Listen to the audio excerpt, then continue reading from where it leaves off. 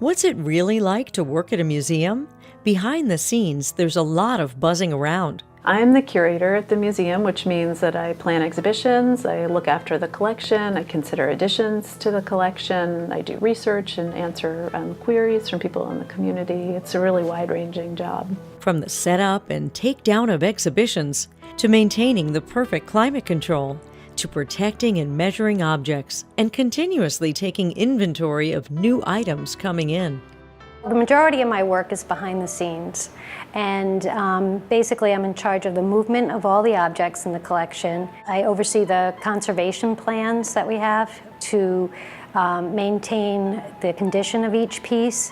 I keep track of the temperature and humidity in the galleries. Life here is nothing like the still life paintings you see displayed in both the exhibit hall and the homestead at the Florence Griswold Museum.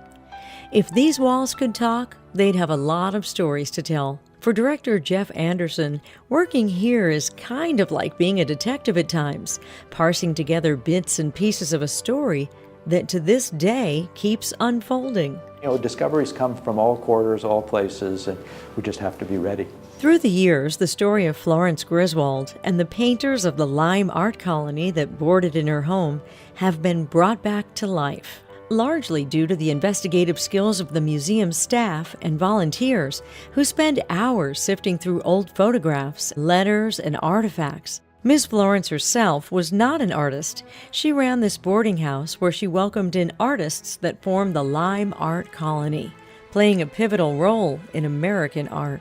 When Florence Griswold passed away in the 1930s, she did so a very poor woman. All of her belongings were sold on the front lawn of the estate. The house was left unoccupied for years. But through the years, by generous donation, most of those items have been returned back to the homestead. Through the years, the museum has also purchased many original items as well. One of the latest finds, these paintings given to Miss Florence's cook, this man's great aunt. They're very important, and there will be a little sadness to parting with them, but they're going to a good home. The director here has spent his career cultivating relationships. When the museum acquired the house, it didn't have all of the furnishings, and so we began well before my time, but a decades-long campaign, if you will, to reacquire things that were original to the house. The dining room table, for example, is something that came to us through a curator at the Metropolitan Museum. The table in one of the drawers said, Miss Florence Griswold, Lyme, Connecticut. And she knew that we were a museum and said, well, to the owner, why don't you contact them? And they were out in Michigan, and we had the table shipped here. They donated the table to the museum, and that's just such a treasured. It's the kind of thing that makes it's so much more important here to have it in its original setting. One of the most significant discoveries were these two film canisters, bought at an auction sight unseen. It was a treasure trove, so we were very glad to have it. But it's serendipity. We just happened to hear about it at an auction. So this is where being constantly alert for things and being positioned to just go for it is what a museum like this has to be prepared to do. The footage was just minutes long, but revealed many clues about Miss Florence, the home, and what life was like here, both inside and outside the homestead. Miss Florence just loved hydrangeas, so we planted those for her. Sheila Wertheimer is the landscape historian at the Florence Griswold Museum.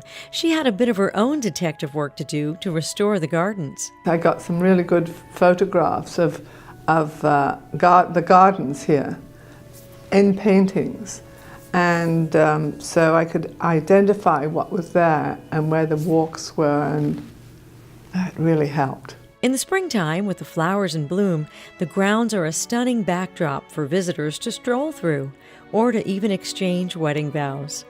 Another important find were these letters, which helped to describe what life was like in the early to mid-1800s. A small portion of the material, letters that were written by Florence's mother to her father, who was a packet ship captain who sailed between New York and London. Some of those letters came back to us, a group of 18 of them, which were found by somebody at a local tag sale. So anybody who's out there at a tag sale, keep your eyes out for material that could make its way back to its home here at the museum. The stories and discoveries have been plentiful. Here in the social heart of the museum, this unique dining room reveals yet another recent discovery, a painted panel that had been turned around for decades. That's really what a museum does behind the scenes, is it's all about research. And the research led us to believe that there was a panel, a hidden panel, and so we removed the panel, turned it around, and discovered this California coastline of Carmel. As the story goes, the artist of this panel didn't pay his rent for the week, so the other artists in the home flipped it around so we wouldn't get any recognition. There are more stories to be discovered, and the public can play a large part by doing a bit of their own detective work as well, as tag sale finds have proven to uncover countless treasures. And just as new items are found and discovered and brought into the Florence Griswold Museum, the exhibit space here on the property is also constantly changing. For Seasons Magazine's Up Close, I'm Pat Laurie.